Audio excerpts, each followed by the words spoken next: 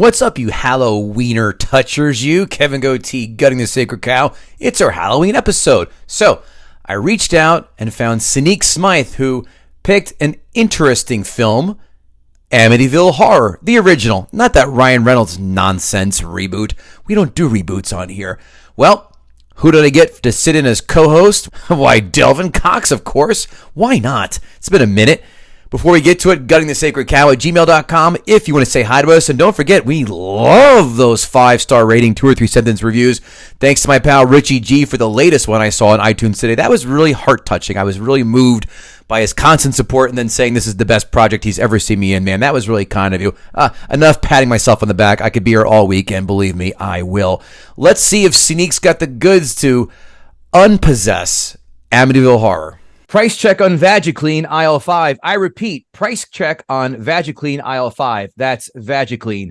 We've got a customer down here with a full-on fallopian fungus. She's baking a loaf of bread, and I think it's sourdough.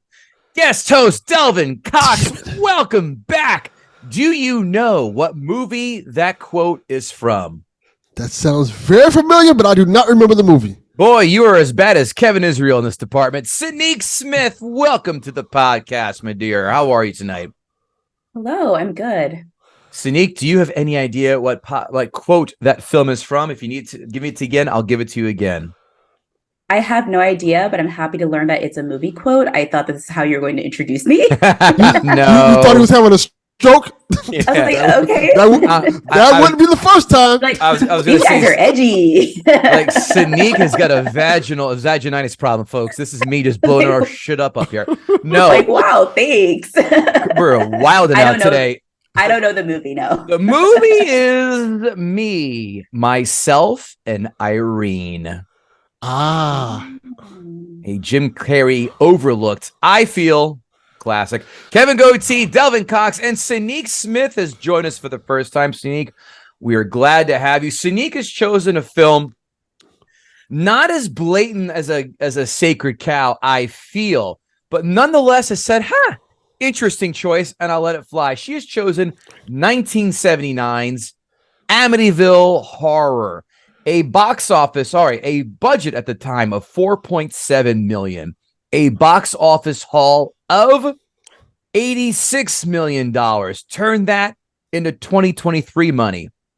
$19.7 million budget. $362.1 million. Holy Christ, Delvin Cox. That's a monster ROI. I'm going to push back a little bit on you, Kevin Gootee. I would say this is a fitting movie to be gutted because this movie inspired a lot of other movies in modern time, like The Conjuring, The Nun, and all these movies that are making billions of dollars now. Kind of come from this movie right here. This is kind of the first of one of those type of movies. So yeah, this movie is a classic. Dare I say it also inspired kind of sort of Blair Witch Project, Correct. A film based on quasi-true events, but Blair Witch really turned the corner on that to make it seem like it was a real film. And that, of course, film done by Dan Dunn on this very podcast. And I was on that episode. I know you were. Come on, let me host, God damn it. Delvin guest hosted, yes. Quotes from this film. Who was on the phone? Bunch of static, probably a collect call from Japan. What a reach. I thought the World War II anti-Japanese sentiment would have died more by that time, and you would have had more of like an anti-Russian or anti-Iranian jab at the time, way more appropriate than the damn Japanese collect calls like, all right. This film is not quotable otherwise, I found. Delvin Cox, are you going to prove me wrong? You forgot the main one that everybody always says, and it's referenced in every movie. Get out. That's the one that everybody knows. But I just felt, if someone said get out, I just feel it's so generic. But you got to say it in the way the movie said it, like, get out. Been done a million different times in a million films. I guarantee if you were to poll 10 people and say, what is this from? And say it in that exact voice, I think maybe 2 at most can nail this. I could be wrong. They would assume it's Get Out, probably. Yeah, they probably would assume it's Get Out. Yeah, because that actually happened in that movie too. They did. Seynique, what about you? Any quotes that you found to be jumping off the screen? Um, Honestly, no, and that's why I don't like this movie because it doesn't have, I feel like, as many quotable or memorable moments as I feel like a horror classic ought to. Well, we're going to jump right into it. 5 fun facts. This one blew my taint away.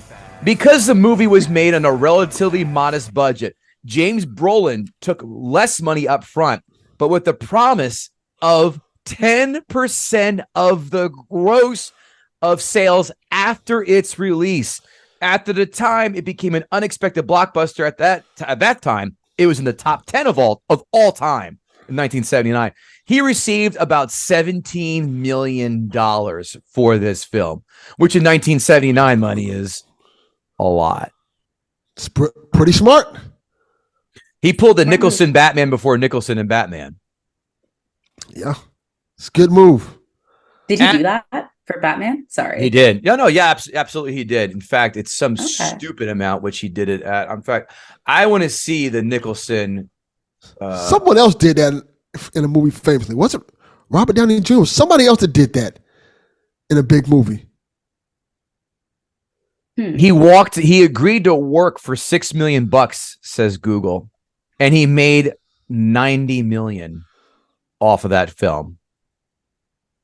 Wow. By taking the points in the end. Well, I see 60 million now. And that's a 2020. Who cares? 60 million, 90 million. And that's 1989 money. So that's why Jack. Yeah. See, I was raised by immigrant parents, so I was not taught to like play the long game. It's like, get the money now. You never know what's going to happen. A war? A coup might happen. You might want to get it now. The dollar may be devalued like Greece, and you're holding a bunch of drachmas, and you're like, damn it. What was that? I was reading the book about 1980s rock and roll and how it fizzled out. The one guy who was an engineer for Poison said he wants the $15,000 instead of taking 1% of the album sales, which of course went bonkers. Whoops. All right, fun fact number 2, at around 20 minutes, Margot Kidder's character is washing the dishes and she is humming the love theme from Superman, where she was, of course, played Lois Lane. Oh, okay. That's a cool fact. That's cute. Didn't pay attention, didn't like Superman. Think that movie is disgustingly overrated. By your silence, you are like, I disagree, or not a bad take. I'm trying to think which one is it. Because I always mix up 1 and 2. The first one. Christopher Reeve, that was the first one. I always mix up 1 and 2. One of them I care nothing about, and one of them I actually enjoyed. Have sadly not seen either of them. The Zod one is the best one, and that's 2. That's the one I remember. That's the one I always think about. Gene Hackman one is terrible with the first one, where he spins Earth backwards to try and go back in time, and it's so dumb. And he's trying to stop a real estate agent. Yeah. From buying California. It's a Donald Trump kind of thing here that we're doing. Is the villain, ironically. For years, number 3, rumors have circulated the movie was supposed to be filmed in the actual house in Amityville, New York, but the production team was too frightened to film inside. The reality is the town of Amityville denied the studio to film any scenes whatsoever to distance themselves from any publicity.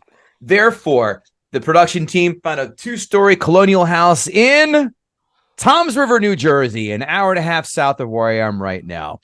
A 3rd floor facade was added along with the crescent moon windows on both sides of the house. Almost all the interior scenes filmed at MGM Studios, though. So there you have it.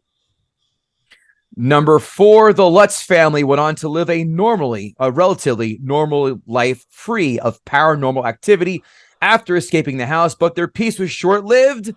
George and Kathy Lutz divorced in the late 80s. George died of heart disease on May 8th, 2006 in Clark County, Nevada, which is Vegas pretty much. And Kathy died of emphysema August 17th, 2004 in Scottsdale, Arizona.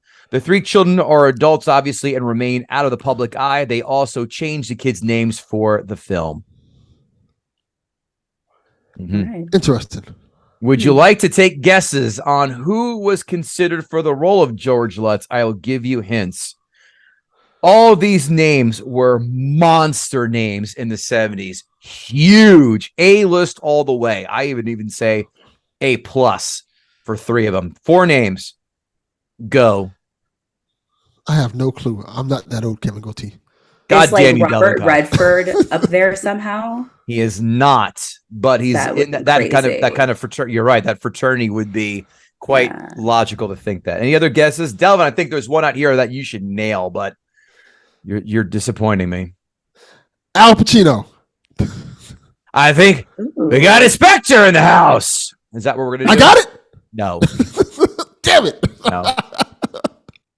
I like when you do leg stretches in the bedroom. Yeah. I like when you do leg stretches in the bedroom. Hoo-ah. No. I thought easy one was Harrison Ford. That was an easy one I thought you would get. But okay. I don't think of Harrison Ford. I guess that's right. Yeah. Motherfucker, he was in Star Wars and Apocalypse Now. That came out 77. So he had 2 years before this came out. I wasn't even born in 77, Kevin. Yeah, you know what, Delvin Cox? I wasn't born when JFK was assassinated, but I still know what the happened. You sure? Yeah. Harrison Ford gives very big stepdad energy, so I could see it. Yeah, like stepdad, kind of an asshole stepdad. I can see it. How about these other 3 for you, Seynique? Did they give that same kind of energy? Burt Reynolds. Absolutely. Oh yeah. Chomping that gum. Well, 3:15 here. The goddamn ghosts keep coming around here. Number 3, James Caan. Oh, James Caan would have been cool. That would have been interesting, yeah. Yeah. Number 4, the aforementioned Christopher Reeve. Oh. No. Nope. No. You're right. Not grungy, dirty enough, not douchey enough, as you kind of put Too it. Pretty. There, yeah. Too pretty, too handsome. Yes. That closes 5 fun facts. We're going to kick it right on over to let's get the fans asking some questions. And you know what time it is, Delvin Cox? It's time to ask. Gutter. You never let me down, pal. At Newark Knight, Brandon Oglesby, love his questions. They're so on point and meta. So thank you, sir. Has this movie over sensationalized the original killing?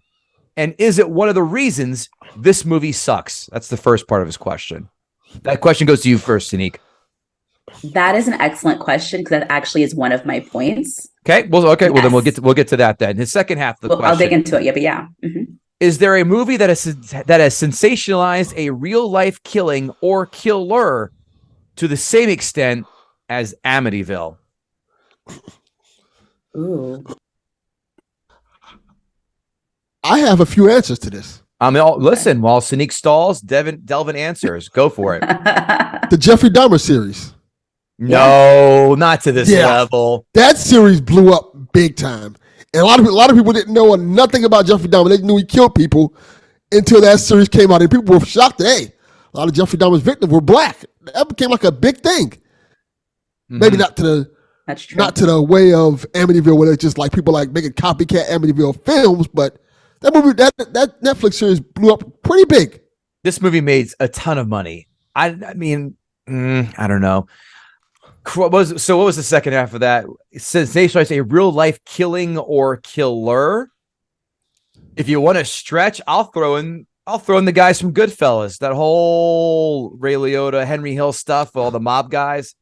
I mean, that brought everything to a well, that's like most mob movies, I can argue. Sure. There's The Godfather in there too.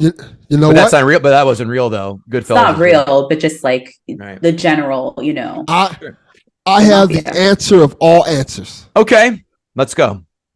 Every movie with Adolf Hitler in it.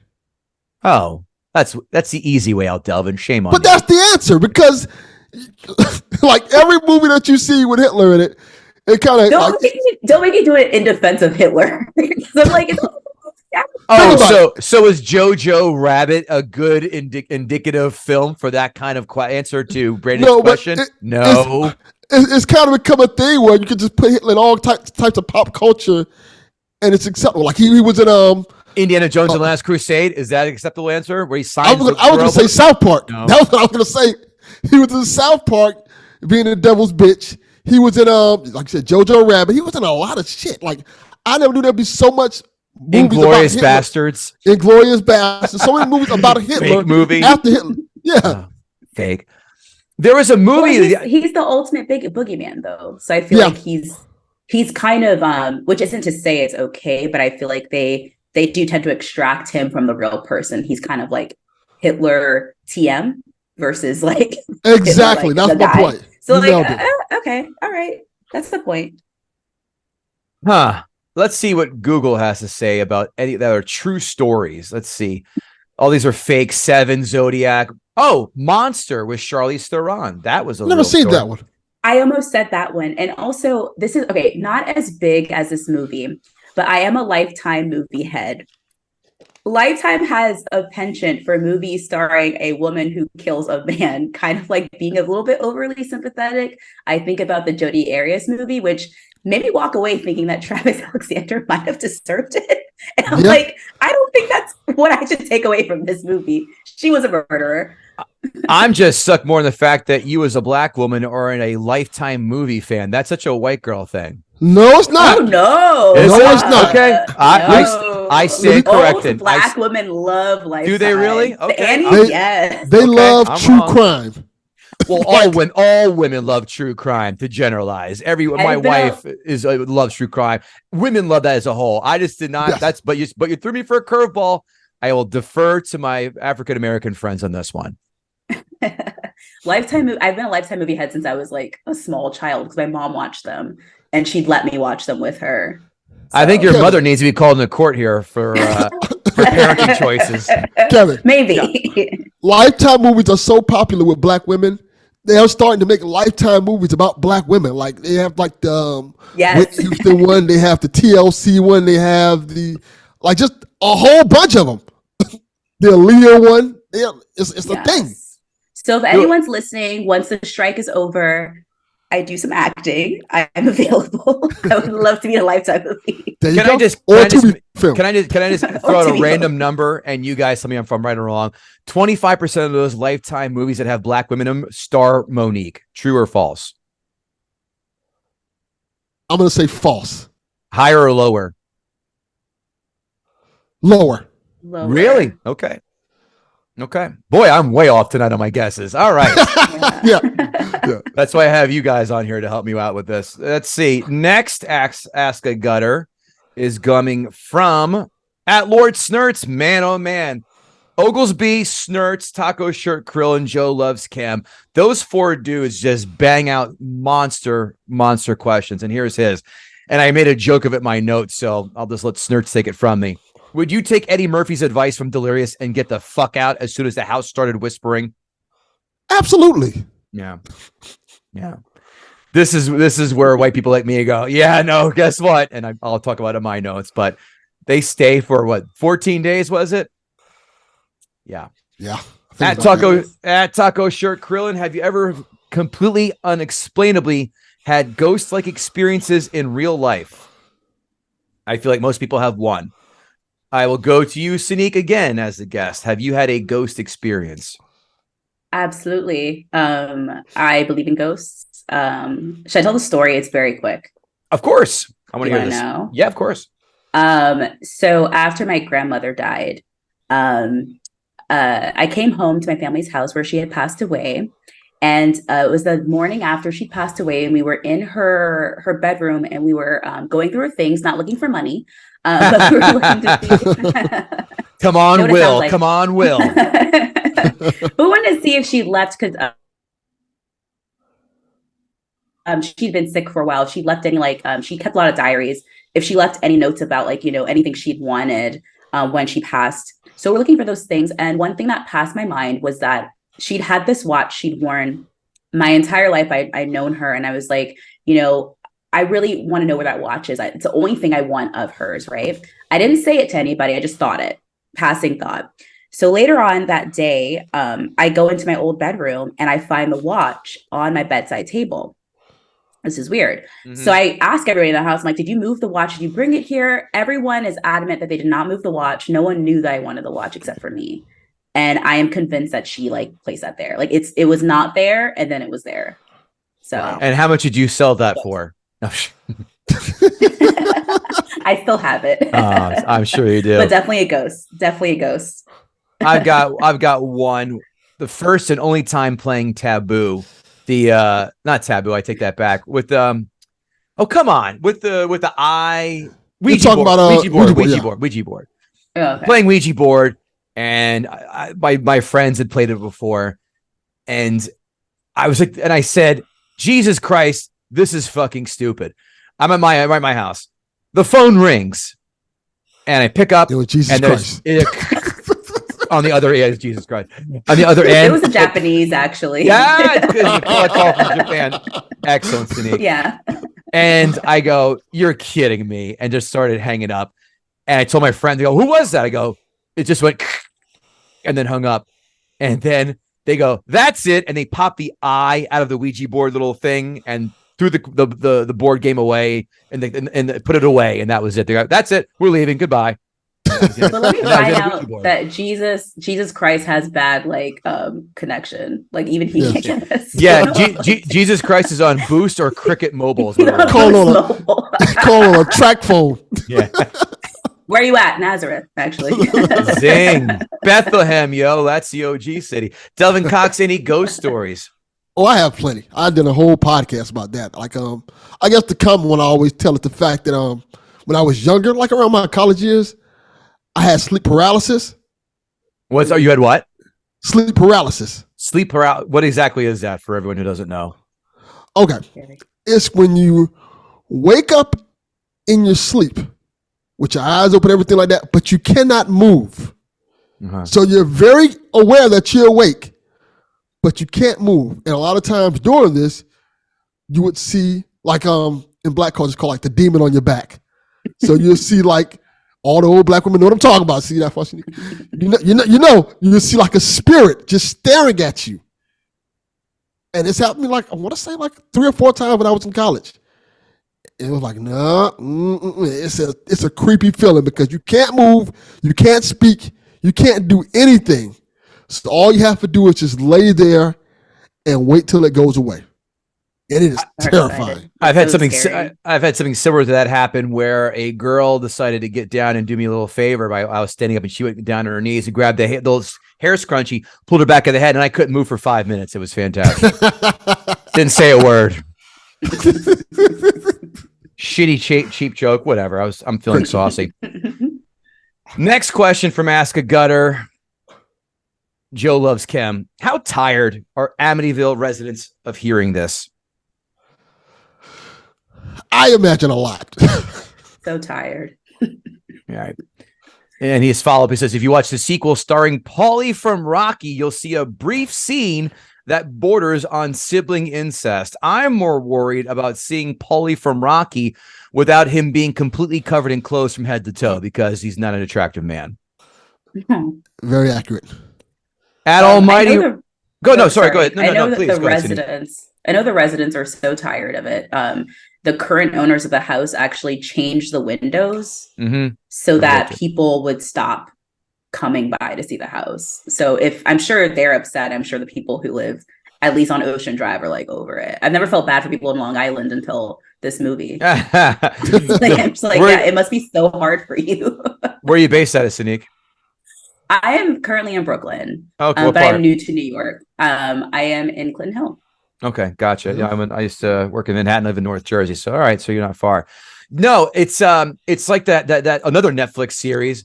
The house that I forgot the name of it. I didn't watch it. My wife did. It's about there's a house in Westfield, Jersey, where a serial harasser would mail letters to this house that people just bought, saying, "I know what time you get home. I'm going to kill you." Da da da da da da da. And then people just keep stopping at the house and doing all that stuff. That's another one. I remember that. Those homes that people harass. There was another one too. I was thinking, I'm like, it's shame on you if you bought the house from Full House where everyone's going to stand outside and take pictures, expecting to see DJ Tanner and Stephanie and Uncle Joey coming out and saying, cut it out. Like, you should know better. If that's the house you're going to buy, get ready for a bunch of dopey ass tourists to do some peace signs in front of your house while singing every move you make. I feel like places like that should just be bought and just made tourist traps. Don't live there. Because you know what's going to come with it. Like the Amityville house, like the Full House house. I think they actually did that with the Fresh Prince house. They're like, you just come in here and look at stuff in the house and stuff like that. But just don't You can also the Brady Bunch house. Out. The Brady Bunch house was on the market. Oh, and another one that's actually not far from me at all. The Sopranos house. The exterior, is about 20 minutes from me. And when the show is on, people are just nonstop going around there and checking that out. But no, Tony's not coming down in his slippers and to go get his paper and yelling about also gabagool. The Home Alone house is a famous one, and I used to live in Chicago. I think it's Winnetka or Wilmette, one of those nice neighborhoods. It's a very popular one. People drive past a lot. Yeah. Just make it a tourist trap. That'd be funny as hell if someone just put the Michael Jordan on a train nonstop in the Home Alone house and people would drive like, look, perfect. See? And then like a sign that says, if the wet bandits could be stopped here, so can you, as more of an anti-deterrent for burglars. And here is Delvin Cox's best friend at Almighty Ray Stacanis. What's your favorite house or building from a movie? He said off the top of my head, I gotta go Ghostbusters Fire Station with a sliding pole. So what's your favorite house or building from a movie? Really like sliding down poles. All right, guess that's him. It's about checks out. Okay, I know this it doesn't age well given this person's history. I have to say the Cosby Show house though. Like I grew up seeing that house and just thinking like this is luxury. Like I want to live in this house, and especially now living in Brooklyn and seeing so many like exterior like brownstones like that is still just like if I could just live in this house, but he's canceled. Yeah, he's not anyone. Well, not really. He's back on tour, so he decided to ignore that cancellation. Wait, isn't he half blind? Yeah, which of course they healed him. I'm just saying. It's funny. After he got out of prison, he was healed. Oh, that's how is that how glaucoma works? Oh, okay. How convenient. Delvin Cox, you get a house that you would hang out in besides Nino Brown's house? That one too. the Bat Cave. Clearly, like right. I'm staying with Batman. Got in the cars and stuff. Cool as shit. I thought about that, but I have an answer very similar, actually adjacent. I would say Wayne Manor in the 60s Batman house. Oh, because I have a servant and a maid, but I don't need Ward Grayson, Dick Grayson there. That's a little no, thank you. Just bring me the bevy of young women there in that. But yeah, the manor seems pretty dope. It does. What else do we have here? Is that going to close out Ask a Gutter? It looks like it is going to close out Ask a Gutter. Thanks everybody for asking questions. A pretty light one and not as much hatred toward you, Seynique. So you escaped the bullets for this one. So, by the way, no one listens to the end of podcasts. We get our plugs out right here in the beginning. Seynique, tell everybody what you're up to, where we can find you, all that good stuff you want to share. Yeah, thank you. So I am a comic and a podcaster. You can find me on social media, on Twitter at Seynique, that's SEYNIQUE, and on Instagram at Say_Smythe, that's SEY_SMYTHE. My two podcasts, I have one called We Die First, which is a horror podcast hosted by four Black horror fans. It's a lot of fun. I do it with my best friend, Andrew, who is also a comic based in Chicago. So it's a great time. And I also have another podcast called Everybody Wants Something, which is a Degrassi podcast, because I'm mentally ill. And we are watching all of Degrassi from the 80s onwards. So that's what my life's going to look like for the next few years. Very, very eclectic taste, I will say that. Yes. What did you think of? Did you horror see that? And Canadians, right? I was just going to Jesus Christ. Yeah. Why didn't you marry John Hughes? Not John Hughes. One of those guys. What got you doing the horror one? Did you see the new horror film that came out this summer that's kind of spoofing the Black People Die First one? The Blackening. The Blackening. That's it. Yeah. So we actually started a podcast before that. I'm not saying they stole the idea. They definitely did not. But it was nice to be like, this is amazing. Like, cinematic parallels. But I grew up loving horror. To your point about my mom making poor choices, I was allowed to watch anything. I think the first horror movie I watched was probably Halloween. I had to have been in like the second grade. So I was like, Christ. I was just watching anything I wanted. And, all I have now is anxiety, but just watching a lot of horror just got me into it. And I decided like it'd be super fun just to do a horror podcast and kind of riff on, you know, the trope of being the first to die. And also just like after every episode, we talk about, you know, how the movie would be different if it were a Black movie. So we kind of like rewrite it based off what we could talk about. I like it. It's a dope idea. How did your husband woo himself into your life? Did he buy you a knockoff copy of that thing from the Phantasm, that little floating knife ball? I wish. He actually does not like horror movies. Got it. Oh, Yeah, so we I'm work not somehow. most of them are bad. I'll see some of them, but most are just. It's so funny. The horror fans are like, "Hey, it's the middle of August. It's time to start saying 85 days till Halloween. Start doing horror film marathons." Like, you guys are ill. Not you. You're nice. Delvin Cox. I mean, I've started too, so you're not wrong. Delvin Cox, what are you up to besides breathing in that microphone so heavily? Lean back a little bit. It's like you're watching a 900. I almost got Seynique to do a spit take. God damn it. Good job. Thank you. I told you I'm good. I'm on a multitude of podcasts. I guess the main one is the Delvin Cox Experience. Well, you know, that's the one I always talk about on here. But the other one, other main one, I guess, is Play Some Video Games podcast, where we talk about video games and stuff like that. It's kind of a fun podcast about video games that people love. Apparently, they love listening to it and having fun and making fun of me. Did you play that new Star Wars Jedi Fallen Order game? Boy, that thing dragged. It's good.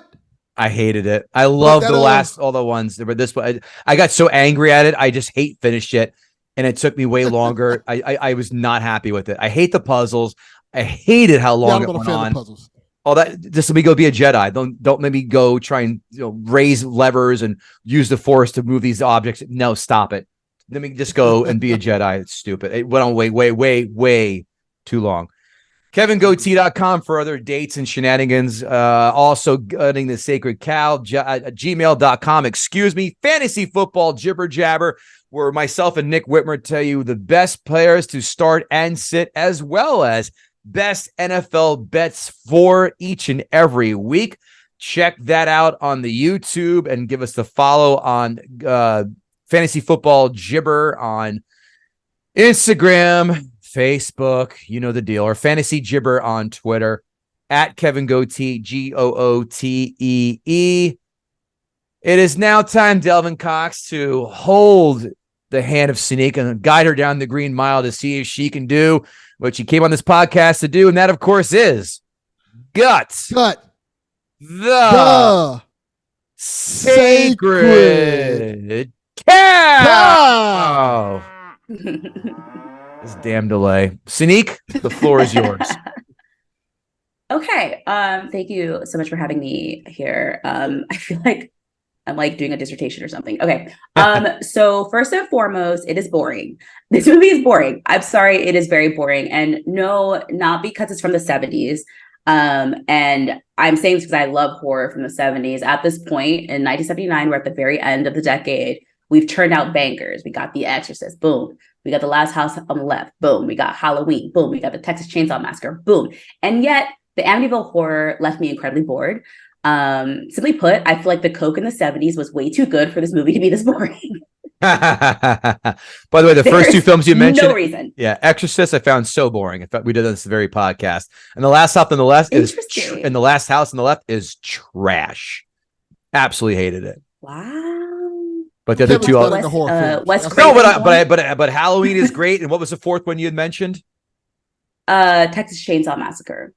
I get it. I'm not in love with it, but I get it. I'm not gonna. I understand of course, the importance. It's fine, but The Exorcist is so overrated. Sorry. Go ahead. Go back in there to your points, please. That's totally fine. But I just feel like overall in the canon of horror, I think Amityville is typically held up as like the seminal like haunted house movie. And I thought it was boring. I thought it was too long. I thought it lagged a lot. I was not interested in it. So that's my first point. Mm-hmm. Why were you bored, and what made you so bored with it? I love that you asked that, because that brings us to our next point. Excellent. The scares do not hit as hard as the other movies I mentioned. Like we mentioned earlier, you'd asked about the quotes. Can't think of them. I can think of quotes from the other movies. I can think of like moments from those other movies that are like boom, that elicited a very like visceral bite. I'll do Texas Chainsaw Massacre. The scene when homie pops out from the sliding door, knocks him on the head, and then drags him in and then shuts the door. That scene is imprinted in my mind, not just because I saw it when I was like 9, formative memory, but also just like it really tapped into a really deep fear. And I just feel like nothing about this really scared me or moved me in a way that felt like I'm locked in. It's just like, oh, okay, like it's when the house is haunted. Like, okay, what else is new? Your house is haunted. It's not impressive, okay? Right. I also, from a bigger context, I hate that this movie and also the book, but also the hype around this unleashed Ed and Lorraine Warren onto the world. These fucking grifters.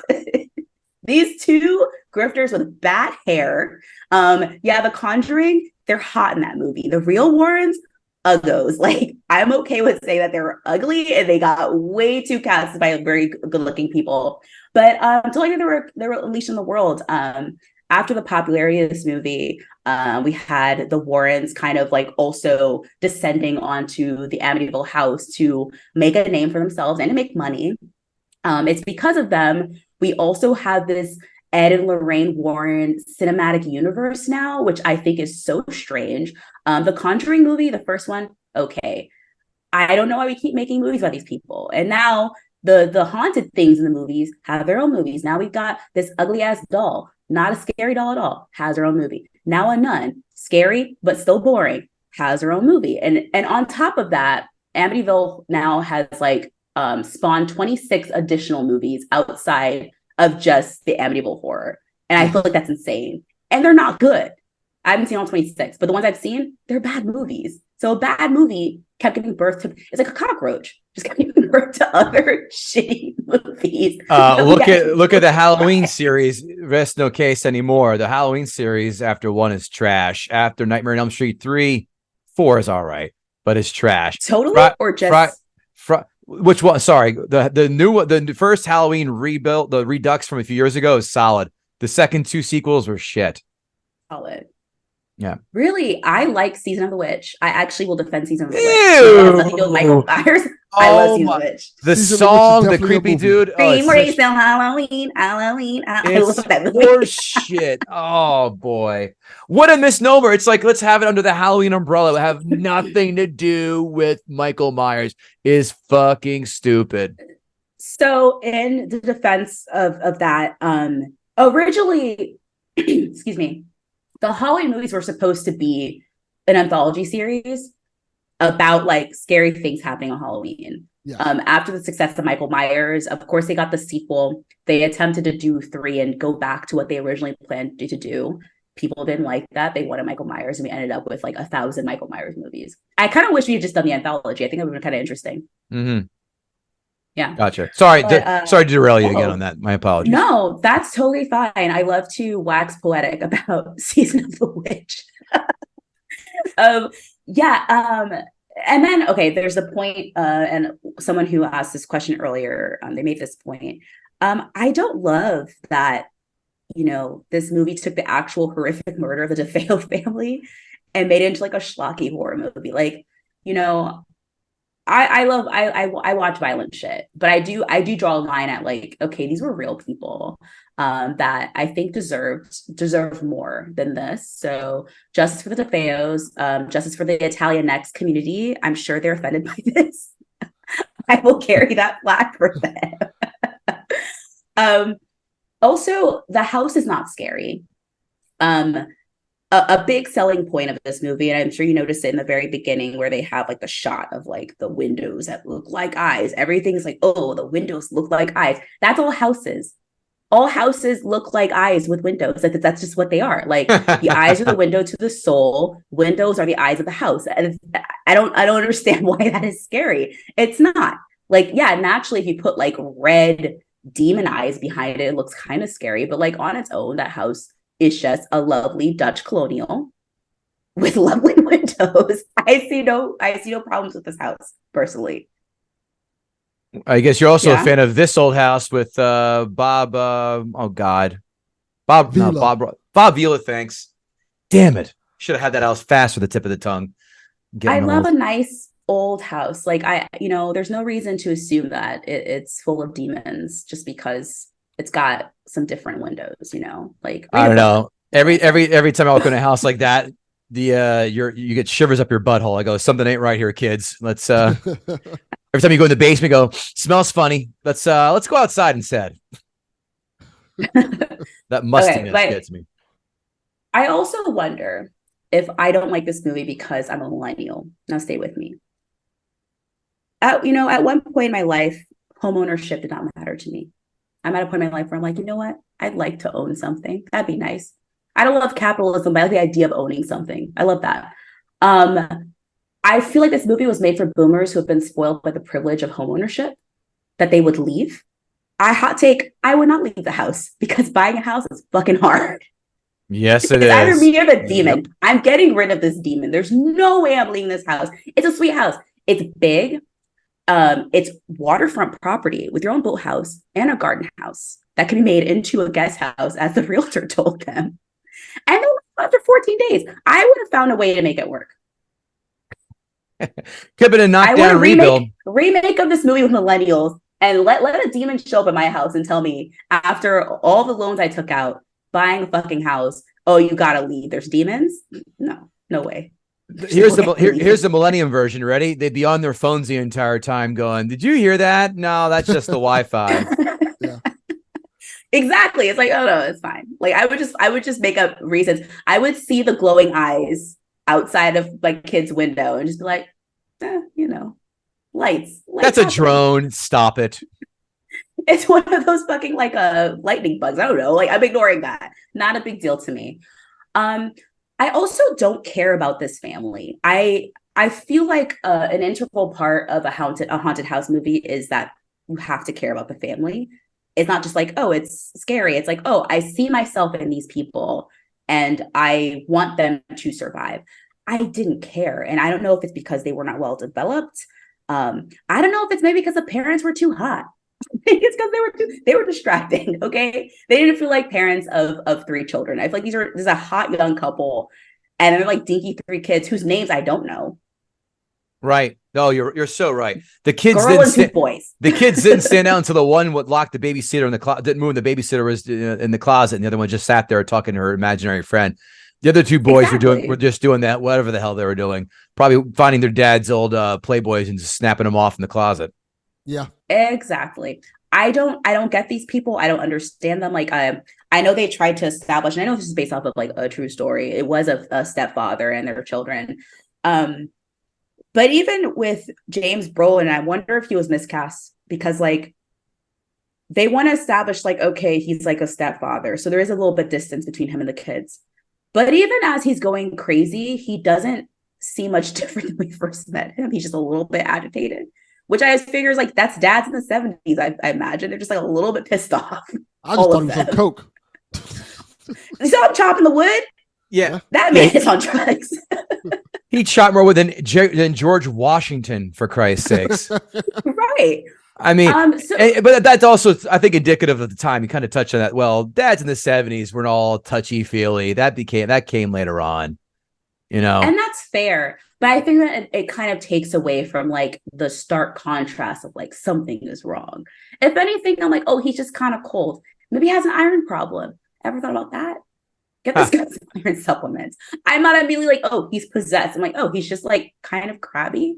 Like until he starts like hitting his wife, and I'm like, oh, too much. Before that, it's like, okay, he's just kind of like sweaty and like like it's not that big of a deal. Very true. Yeah, and my last point, I personally hate the imaginary friend trope in movies, in horror movies especially. Kids have imaginary friends. That's a very normal developmental stage you go through. But too many times the kids are too old to either have an imaginary friend or they're too old to even believe that the imaginary friend is real. I had imaginary friends. I had an imaginary squad before Taylor Swift did. I had a squad of imaginary friends. I was aware that they were fake. I know I made them up. They were not. I did not see them. I was like, yeah, I'm not talking to anything. I'm doing this. It's never believable for me when kids have imaginary friends in movies and are having full conversation and they're like, Jody said I can't open the door. Like, I don't know. I don't buy it. I just don't buy it. It always takes me out of the movie. Noted. What other any other points, or is that all? Those are my big ones. I'm sure some more are gonna pop up. They bought that house for $80,000, which also just made me a hater. I was like, fuck you. Like, I got it right here too. That's not a point. That's just like being mad at at inflation. Yes. Give me a number for your opinion on this film, 1 to 10, please. 1 being the worst, 10 being the best. That is how it's usually done. Yes. Yes. I would rate this movie at a 2.53. 2.5. Okay, so Lord Snurts has given his scores, and I'll be going beat by beat. He has you down for a 2. So Snurts, not even knowing who you are, pretty much right on top of that. Delvin Cox, yes, again, Snurt. Don't play poker with Snurts. He's damn good. DC, why don't you jump in the ring and start throwing some jabs at a shadow here? Let's go. All right. I have a lot of notes.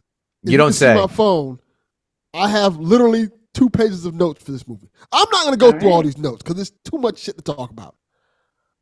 I will say this. I heard a podcast not too long ago. That's funny. I was doing this movie about this same Amityville Horror situation, the real story behind it. And the podcast was far more entertaining than this goddamn movie. And the podcast had Chris Jericho on it, so you know it could have been that entertaining. So let's get right to it. Some of my notes. Little to no lighting does not make a movie scary. This is a fact. Just because you badly like the movie doesn't make it scary or make it good. This movie should have 100% be called White People Doing White People Shit. Because everything in this movie. I had the over under 2.5 minutes that you were going to say white people shit, and I clocked that with ease. I knew you were to say that. You goddamn right you did, Kevin. Every moment of me watching the movie, like, what are they doing? Why are they doing this? This is not something that normal people do. And I'm like, all right, whatever. I'm just going to go along for the ride. Another problem with this movie, this house was like 6 degrees from being a crack house. I don't know how this realtor was trying to sell this house to people where shit was all over the place, lamps was broken. The house was like shit. It's like, oh, we want $80,000 for this. I'm like, fuck you. I'm leaving. You ain't even gonna clean this shit up, bitch. The house looked a fucking mess. And she's like, oh, well, it's a beachfront property. Fuck off. There's no way I would take that house.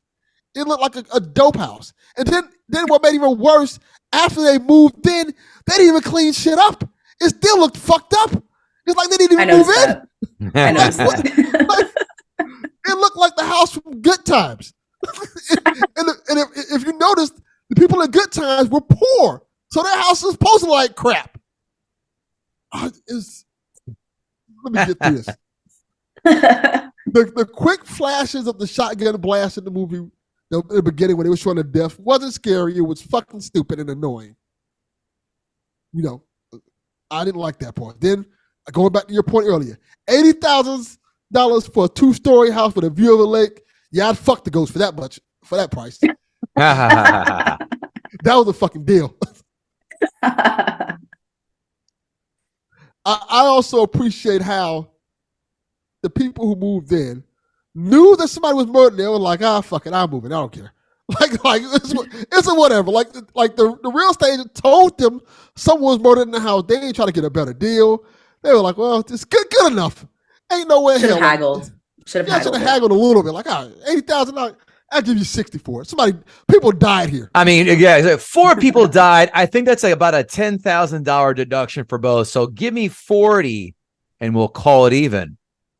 Ramp it up. There were kids, dead kids. That's even better. I'm like, no. We're going up. and the fact of the matter is, I know for me, from hearing the podcast about it, that actually happened. People would try to move. They couldn't rent that house for a long time because people knew the story of it. Then when people rented the house, they would just like, fuck this. Weird shit's happening. And they would move the fuck out. And that was the story of the house for a long time. So, yeah. All right. Here's another thing. Every time I saw the main guy, what is his name? I can't remember. James Brolin. James Brolin. He looked like Michael McDowell, so I just kept singing Michael McDowell songs in my head. Like, just every time I saw him, I would just start humming, "What a Fool Believes." It's just singing random Michael McDowell songs and stuff like that. The next thing I noticed about this movie, did the flies have like magical powers in this movie? Because like when the pastor went to open the door, the flies were just sitting there. He was trying to open it. He couldn't open the door. He just sat there, just let the flies crawl over him. I'm like, what the fuck? Why don't you just leave? It's a bunch of flies, and everybody's just like in transit because of these dirty ass flies. It's so disgusting, but they were just okay. Everybody was just okay with this. It's like that Simpsons meme where Abraham Simpson, whistling as he walks in, takes his hat and coat off and puts something on the hook by the door, then just as a circle and grabs his hat and coat off the rack again, puts it on, and just walks right the back out. That's exactly what common sense would have done. That's for sure. Let me tell you. If that was a black family, they saw them goddamn flies, the first thing they said, who left that goddamn door open? They would have said that and went and got some raid. Would there be a lot of this shit ain't happening? I think would be pretty much a lot said. Yeah. Okay. Yeah. Also, the part that kind of made me laugh the movie, my man sure didn't get the fuck out of that house, and that ghost said, "Get out." He cleared it the fuck out of there. He's like, that must be the wind, or the TV's pretty loud, huh? But see, and that's the one time where it helps being like religious, because like you already kind of believe in magic, so you're like, yes. I don't need to ask questions. I'm like, I'm leaving. Let me get to that. Since you brought it up, let me get to that part. How come this man went and told the other pastors, or whatever the fuck you want to call them, about the ghost, and they were like, "I'll just take a vacation." None of them said, "Hey, we should go check this out. This is like kind of our fucking job. We should go see what's going on in this house." They're like, "Nah." Okay. They made a movie about it. They made a movie about it 7 years ago called The Exorcist. They could have went in there and done some shit. Go, hey, we finally get to do something besides touch young boys. Yip hip hooray! This is like this is another thing. I made a point about this. It was like not a big point, but a small point.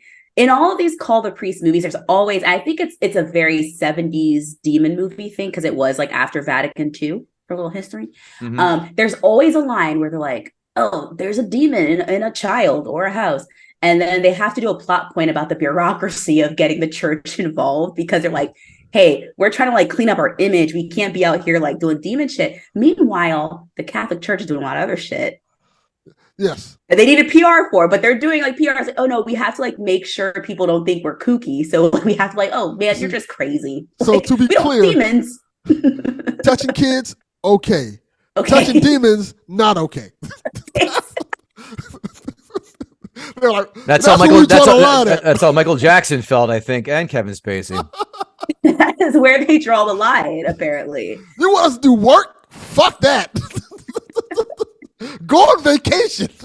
And that's where I would win as a priest, because there's like, when you do the exorcism, you get to dress up, you put on the special robes, the special sash. There's like theatrics. I'm like, oh, if you do improv, can you imagine? Like, oh, the possibilities. Like, I'm handing my way through this exorcism.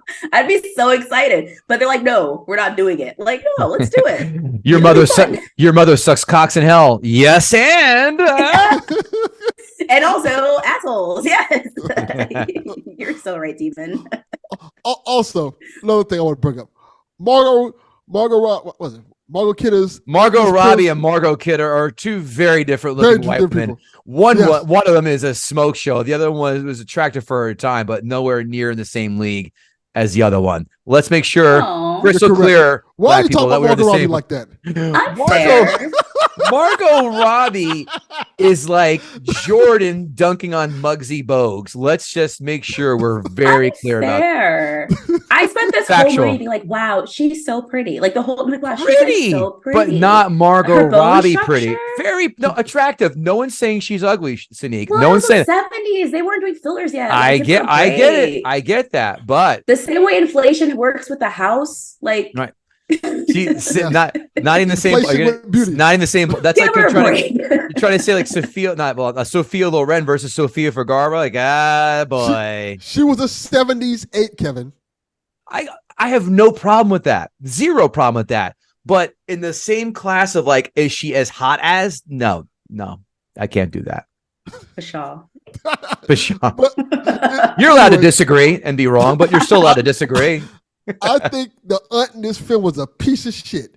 She walked in the house, felt the demon, didn't tell her family shit, and just left.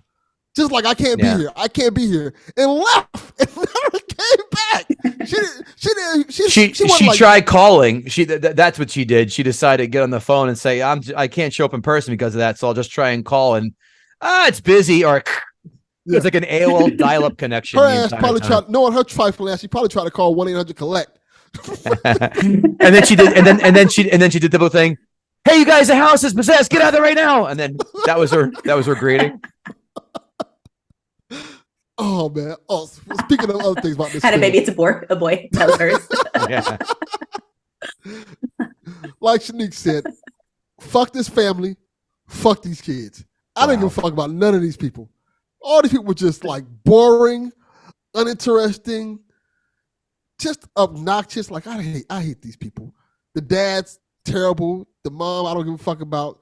The kids, the funniest part of the whole movie to me, the part that made me laugh out loud is when the fucking kid was locked inside the closet. Then the dad comes up and says, "There's no lock on this door." Right. How are you locked inside here? And then when they pull that point out, and the dad just goes and opens the door, closes it, opens it again, closes it. Like, see?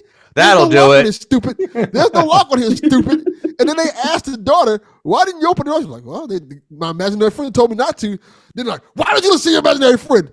Why are you getting mad at her if you just tested the door and it worked fine?" Clearly, this child is stupid. Yeah, if the dad's quite liberal with the slapping, he might as well just belted the daughter one for being dopey. Like, open the door. I got to pay her double time and a half now because you locked her in here, bitch. Slap. I expected that, but did not get that. But the funny thing about it was he knows there was no lock on the door. So clearly, if in logical sense, the babysitter is stupid. Like, there's no way to lock the door. I like how the door had blood marks on it because she kept knocking on the door. Bitch, try kicking that shit down. I mean, come on. Put a shoulder or an elbow into it. Put your head into it. That's painful. I had that. I'll talk about that in my notes. That shit is painful. Oh my God, really? Oh yeah. I'll talk about it. Don't worry. I've never seen that. I always thought it was a TV thing. I was like, it's not real. No, you wear it to bed. It's called night gear. I know. What happened is I'll talk about that in a minute. Kevin Gootee. I'm sorry. You have things like that. When you're what, like me? You're old? When you grew up like in the 60s and 40s when they didn't have like good dentists, that's what they used. Motherfucker, I was born in 76. Shut your stupid mouth. The scene where they burst the wall open, they see the Force Ghost of George is hilarious. The Force Ghost. Yes, they have like the CGI of him there. I'm like, what the fuck is going on? Am I watching Star Wars? But it's just, this movie sucks. I'm gonna call a spade a spade. This movie is terrible. It is fucking awful. There's only one scary scene in this whole film, and it happens during the end. This movie's 2 hours long. It should not be no more than an hour and a half because nothing fucking happens. These people are terrible. Then the funny part is they get out the house, and this fucking guy goes back for the fucking dog. The house is fucking full of blood. Come on, you know that's I would go back. Yeah, that dog. Yeah, that dog's too. If the house is haunted and trying to kill me, those fuckers are dead. You better come with me or come with me if you want to live. Because if you're not in the car by the time I get there, I feel sorry for you. Delvin, you live in South Florida. There are plenty of places for you to find dogs to do pit fighting down there. I'm sure it's not a problem for you. Exactly, not a problem at all. There are a lot of pit bulls running down there in Miami. I'm sure you could easily pick two up the streets and have them dog fight in your backyard like you normally do. Of course. I'm kidding. I'm not insinuating dog fighting on anyone's part. It's horrible. Yes, he is. You're the worst. What else you got? Is that it? But my final thing I want to say about this movie, fuck this fucking movie. This shit would never fucking happen to black people. The end. Thank you. Give me the number. 2. This movie's fucking awful. 2. Delvin Cox, Lord Snurts has you at a 3. Snurts, you lied. It's not that far off. These notes brought to you by guttingthesacredcow.com. Go grab yourself a hat, mug, bag, shirt, whatever.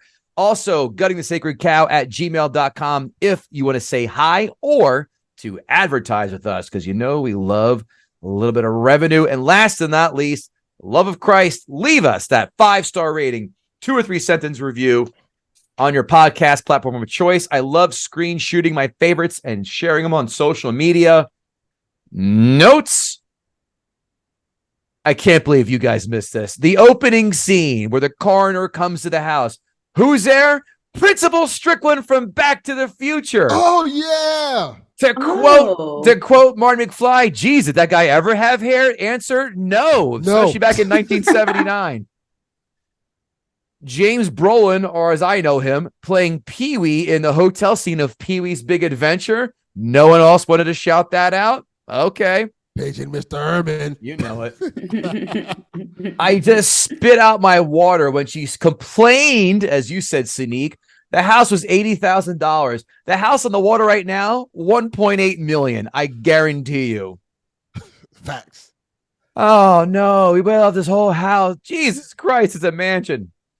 I swear I wrote this down. I swear that is the Save the Clock Tower woman. It was the realtor from Back to the Future. Just did a quick Google, and I'm right. That was the Save the Clock Tower woman. Oh, my God, I'm good. Good job, KG. Thanks, pal. That's 2 people from Back to the Future in 9 minutes of this film. Weird. Right? What's next? A baby Biff running around there trying to complain about that he hears a knocking in his bedroom window?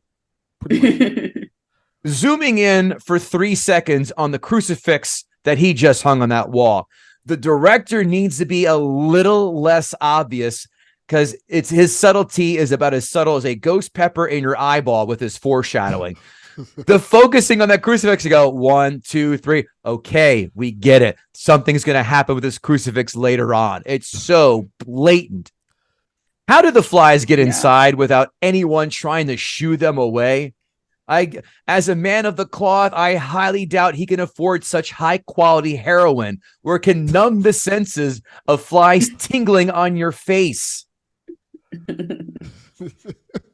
Nothing like Lois Lane doing leg stretches in her bedroom with her titties hanging out to break up the monotony of moving into a possessed house.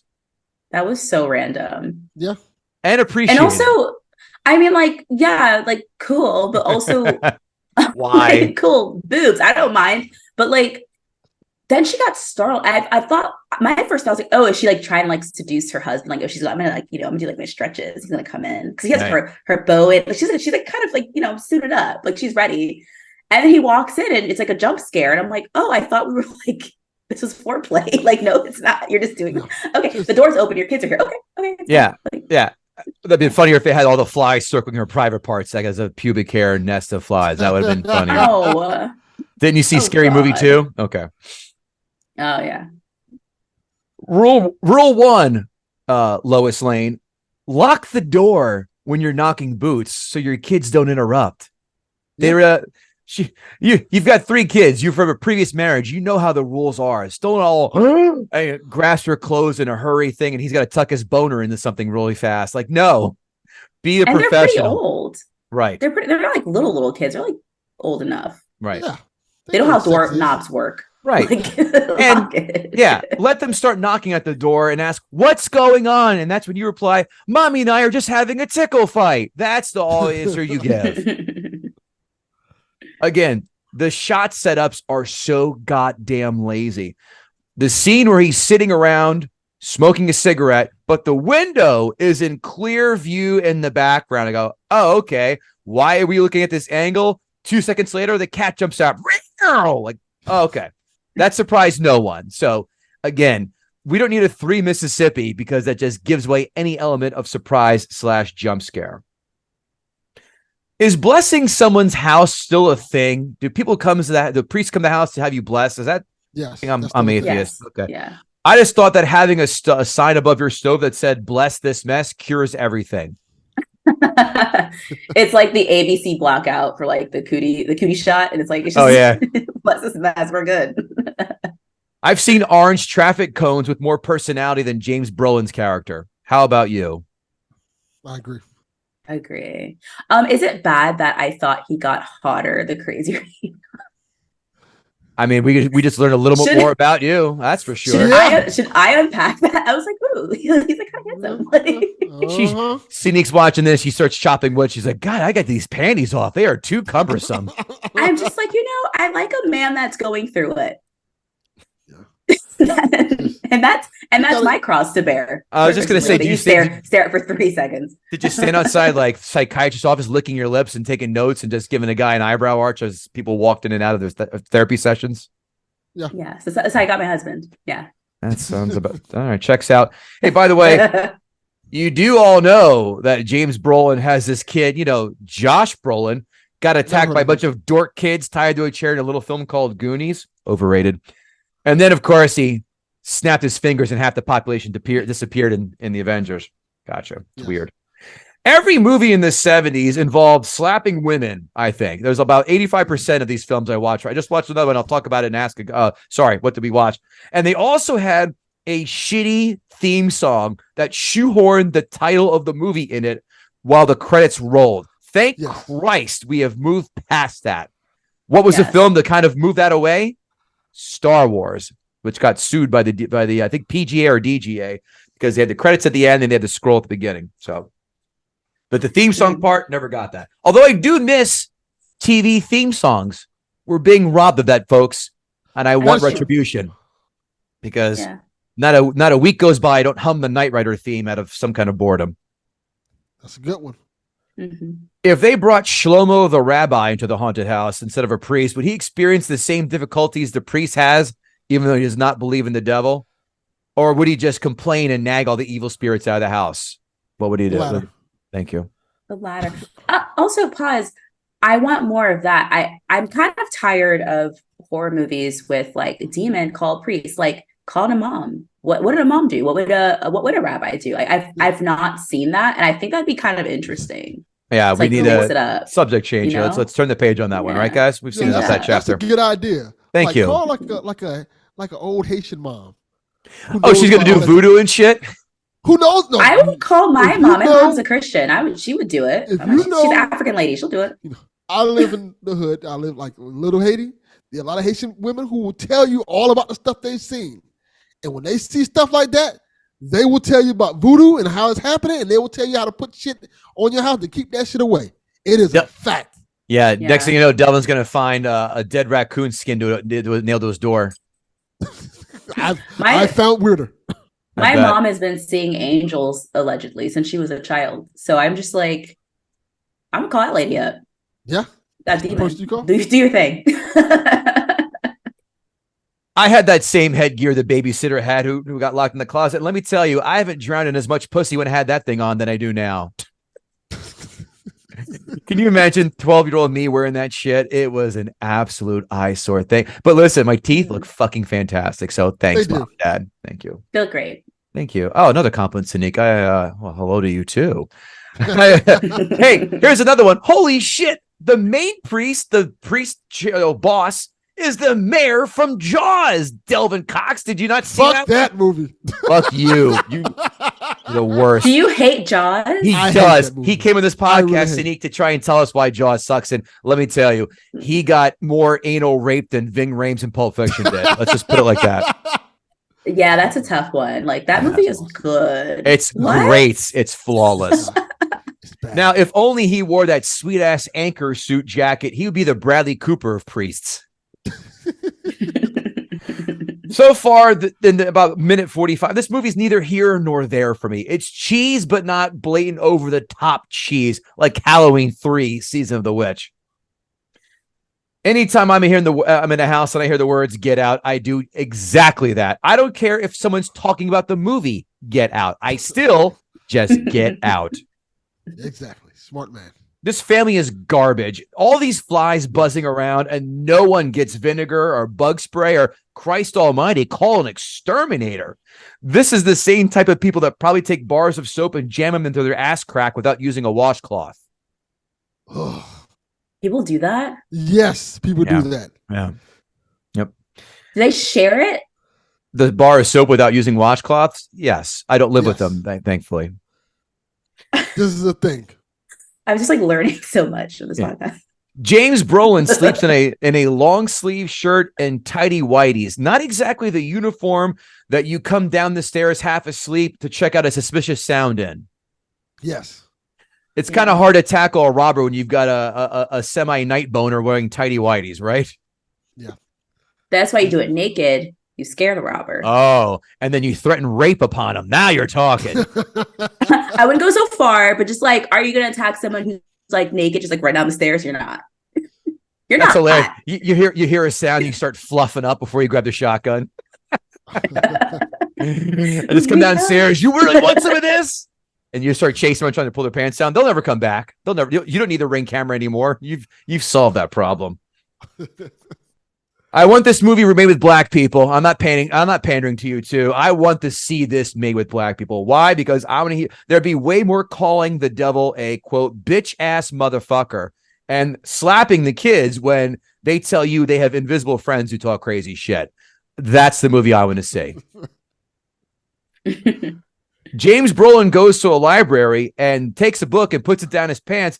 Does the Amityville library charge you to take out books? Unlike every single library I know that takes them out for free. He stole the book. It's free. It's not Barnes and Noble. Okay. It's free. You don't have to jam it in your pants, close your jacket around it and kind of shimmy on out of there. That doesn't happen. That doesn't happen, Delvin Cox. Maybe he's fucking it's up on books. Josh Brolin looks like a cross between Mick Foley and Ogre from Revenge of the Nerds. I agree. The business partner, he needed more meat instead of just taking a punch and going, I'm sorry, man, but I still love you. And that was a weird thing. And how much business partnering do you need in a land survey business? I'm sitting there going, what business do they do? And they see the van drive says land surveyors. You go, oh, that must be number 3 in the all-time when you meet a guy at a bar, Seynique, of what do you do for a living? Land surveyor. Ooh, you might as well just get some sandpaper because that's not an exciting industry. I don't even know what that is. And maybe I don't think I'm a dumb person. I think I know jobs, but like I'd be like, what the fuck is that? It sounds made up. He's not a job. I'm not even gonna Google. I'm pretty sure it's when you see those dudes on the road standing with those tripods and looking at those weird like binocular things and looking at a piece of land to see how flat or curved or whatever it is. And I think that's what it is. That is correct. I thought they were doing community service. No. They wear orange little fleeces and they pick up trash on the side of the highway. Seynique. Those are called criminals. Yes, we know that, Delvin. Thank you for bringing that joke around third base. I don't know. I see an orange vest, and I'm just like, that's no good. Wait, the person, the crosswalk lady. I'm like, You see an orange vest and you go, no good. But you see a guy chopping wood maniacally who's probably possessed by a devil, and you go, I think I could fuck him. Like I could change him. Yeah. They call that the Pete Davidson syndrome, I hear. Oh, good. It only took an hour and 15 for that crucifix to fall down to pay off that setup. An hour and 15 and go, yay. There's Chekhov's crucifix. Yeah, the gun. Chekhov's gun. Exactly. I love that. So we're at 2 weeks and these dumb dildos still haven't said, too much crazy shit going on here. Let's grab a hotel tonight. What do you say? These parents need to have DYFUS take their kids away from them. This is horse shit. Yes, I agree. The house bleeding is less shocking to this family than a tree branch busting through the window in a storm. You talk about misplaced priorities. And you think that they would come back and say, let me just dig a little deeper besides falling in that pit of black blood or whatever that was. What was really there? You're not going to send the cops in there. You're not going to send anybody. No one else has been in there to find out what the hell that is. And that is the laziest ending of them all. Go back, get the dog. Okay, fine. Peel away. Credits. They left all their shit and never came back. Fiend. Fuck you.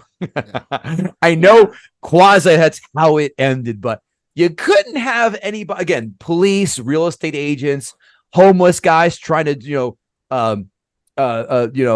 just crash out there in the house for whatever reasons. No one goes in there. Couldn't have a hand grab their leg and drag them in or something cute like that or fun. Something to kind of really tied up with the bone set of credits.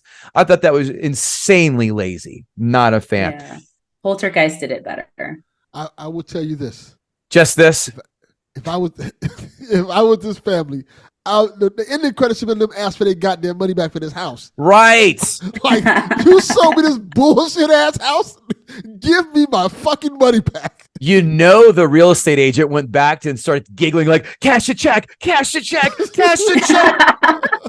That would be a really funny like end credit scene though. You just like wait, like they're just like sitting in the real estate office, just like worthless. It's like I would lovely. At least it was something. He should have went in the real estate office covered in the blood. Just covered in the blood. Like, no, I'm not leaving till I get my goddamn money back. Covered in blood with his long sleeve shirt on and tighty whities and asking for his money back. That was the scene to close out on. Yes. I'm not a horror fan, as we've discussed before. I understand it's the 70s, so you're going to give a little bit of leeway. I didn't hate this. I didn't like it. Let's be frank. I didn't like this. I didn't despise it. Will I watch it again? No chance in hell. Was I scared? No, because all of the scares were telegraphed. And if this house is so scary, no one died? Yeah, no one. No one dies. Okay. That's true. Maybe because they didn't die in real life, but they're also saying that in real life, a lot of this shit was made up. So if you're taking liberties, you might as well go the full Monty. I give this a 4 out of 10. Now, what is Snurts have? 4? Well, you got me again, Snurts. Good on you. I really just had to write down that. Yeah, he's killing it. Let's see what the critics have to say. Critics 5-star reviews. Dated by today's standards, but still effectively creepy moments. No. Dry, dumb, and periodically somewhat dull, but still packs enough of a haunted house wallop to warrant a skeptical visit. No. The first part, yes. Right. Second part, no. A chilling horror wrapped up in a disturbing family drama in spite of its dubious true crime roots. Even James, bullshit artist, that's who. Even James Brolin said, I didn't buy it, but he said he read the script, though. He didn't buy their story, but he read the script and was just captivated. That's the right word. Excuse me. And read it from like 7 in the morning till like 4 in the 7 at night till 4 in the morning. But he still says it's dubious with all that stuff that went on. Critics 1-star reviews. A pack of flies. Oh, we forgot to talk about this guy. Swarm all over Father Delaney. Then again, Rod Steiger's howling performance as the priest. It just could be the flies like reeking ham. It's so funny. I saw this once before. I've seen Scary Movie. I forgot how hard they parodied this film because I thought it was just 85% Exorcist. And when I rewatched Exorcist, I was saying to myself, there weren't any flies in here. Like, what was that whole fly? Like, I can't breathe, cough, cough, cough. And I'm watching this and go, oh, that's it. That's where this comes from. But you're right. The overacting here was full force. It was Jim Carrey, Riddler, Tommy Lee Jones, Batman Forever, over the top horse shit. It felt like outdated too. I feel like by 79 we were seeing a lot more like naturalistic performances. It felt very like almost old Hollywood, like kind of just like that over the top. Like I should have had like transatlantic accents, like get out of the house, it's haunted. Like I don't know, it's felt like very like what is like who are these people? Like a school play. Yeah, maybe they were on coke. He looked like he was ready to break into iambic pentameter and then maybe into a song. Yeah, it was rough. The family sticks around to sample the entire range of demonic poltergeist effects while Rod Steiger, a priest who tries to help, is laid up in bed, perhaps due to a chronic case of overacting. I smell a theme. The film's reputation exceeds its achievements, and the true story angle has been vigorously disputed. That's not really a 1-star review, but here we sit. He said something. Worst of all, worst of all is the gore, of which there is really any. That rare horror film that has a body count of 0. Ha! There you have it. Amazon 5-star reviews. I was not in the country when this was originally released, so it's new to me. Though the story is certainly familiar, it's pretty decent, not at all too dated. I'm happy Brolin had some serious hair. Signed, Mr. Belvedere. All right, well. This is a great movie that I've watched several times on demand. When I stay in New York, I stay in a place that is very near Amityville, and actually, it's a nice area. However, when the hotel clerk was giving directions, he never said it was Amityville. I just happened to notice an almost hidden sign on the exit ramp of the expressway. Ha ha. What was this, Fromer's fucking watered-down version here? Bearded Brolin at one of his best, and that chick who looks like Lois Lane but hotter. Signed, Christopher Reeve. There you have it. That was the actual review? The chick that looks like Lois Lane? Cut and paste, baby. Cut and paste. That motherfucker is stupid. Yeah. Oh, God. If you pause on an Amazon video, it says Margot Kidder. If you watch enough films and consider yourself an above average film fan, you should know that name. I'm curious who he thought it was. The chick that looks like Lois. He's like, is that Linda Carter? Margot Robbie. Margot Robbie. Great horror film, and now all caps. But entirely a lie. It is not a true story. It was a plot between the author and the Lutz family to make some dough. Signed, the Blair Witch Crew. Okay, well, that makes sense to me. Amazon 1-star reviews. Awful, not scary at all, and the story makes no sense. No ending, it just stops. Weird religious overtones. The only good thing about the movie was the score, which was quite well done. I disagree. That the kids sing, it's been done to death. We don't need any more. Thank you very much. Yes. Horrible. No animals or mammals harmed here, right? Does the boy here look like Macaulay Culkin? Signed, Kevin Spacey. Well, that makes perfect sense, too. There you go. Rod Steiger is way over the top as a Catholic priest and has an unfortunate scene where he's sitting on a bench wrapped in a babushka like an old Russian lady. That's true. Margot, he went deaf mute because of the flies. Isn't that what happens with the Spanish flu, malaria? No. Margot Kidder's character does nothing but react the entire time, just like Shelley Duvall did in The Shining, another overrated film. And sheesh, she sure had ugly legs, as evidenced in the scene where she's standing in front of the mirror. And the less said about Brolin's performance, the better. Parentheses, it's all the hair. Signed, Whoopi Goldberg.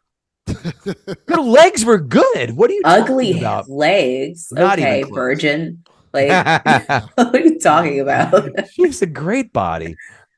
Last one. When George slapped Kathy, I was hoping she would pick something up from the mantle and hit him over the head with it. But yet again, I was let down. The woman selling the house was the only one with sense. As soon as she got her money, she ran the hell away from that house. This movie perfectly shows you what idiot would just have to sit around and wait for danger. Every time something happened, they just sat around scratching their heads. Please don't waste your time or money on this garbage. Delvin Cox at Seynique Smythe got that sacred cow. Absolutely. Great job. I think she kind of just nudged it over the edge of the cattle prod. This film hung itself. There's no one's running around here, though, discussing about how great this is, like a top horror film. I don't hear my horror film film friends kind of like putting this on the Mount Rushmores or even the top 10s this horror film. But it gets like, but you know, it's not one that I feel like I hear people say, but like in certain circles, like Stephen King, like spoke very highly, like kind of like dug into it as like, oh, it was like an allegory for the economic, issues of the 70s and the housing crisis. I don't know, Kevin, you were there. Motherfucker, I was 3 years old when this came out. Let's not go nuts. Bullshit. What was the housing market like in the 79? You tell us. Let me tell you a little something. Yeah, let me tell you something, kids. We didn't have all these fancy phones in your pocket. We had a phone that was cordless. All right. We had to find our nudie magazines in the woods and trade them as collateral with friends. Barter. Felix the cat phone. Not Felix the cat. Oh, you millennials are such horrible people. But go ahead, please. What was it like? What was it like when they invented color? Not people. TV. Not people. No, actually, like everything was in black and white, and then they did color. And everything was like a Wizard of Delvin, you're witnessing the last episode of Seynique Smythe in this podcast, so you want to say goodbye to her. Greatest episode of the Sacred Cow. Oh, you two are just fucking cads. All right, let's find out who's funnier, ChatGPT or KG. I asked ChatGPT to write 3 jokes because I don't believe in torturing you, except for Seynique. I should give you 5 because making fun of me because I'm older. Joke number 1. Joke number 1. Why did the ghost from the Amityville Horror get a job at the bakery? Because it wanted to prove it could make killer pastries. Boo! Get those keys out, kids. Unplug it. What did the real estate agent say she found out the house was haunted in the Amityville Horror? Well, at least it comes with built-in roommates. No. See more jokes like these at the Eastville open mic at 6:00. What's a ghost's favorite room in the Amityville house? The living room, of course. It's where all the action happens. That's just fucking lazy, ChatGPT. ChatGPT 0, KG 26. I stand undefeated. This is listen. I think the WGA writers are safe. Oh yeah, this is listen. They can write taglines for jingles for commercials, but they sure as shit can't write jokes. Kevin Gootee saying, Delvin Cox, thanks again for hopping on. Seynique Smythe, you're a joy and a treasure. Thanks for coming on. I appreciate it. We'll see everybody later. Avita Zen. Thank you. 3, 2, 1. All right. Now we'll do Ask a Gutter. So pull up your Netflix queues, and then that way we can see what you guys have watched or whatever you want to mention. Let me get my stuff up here.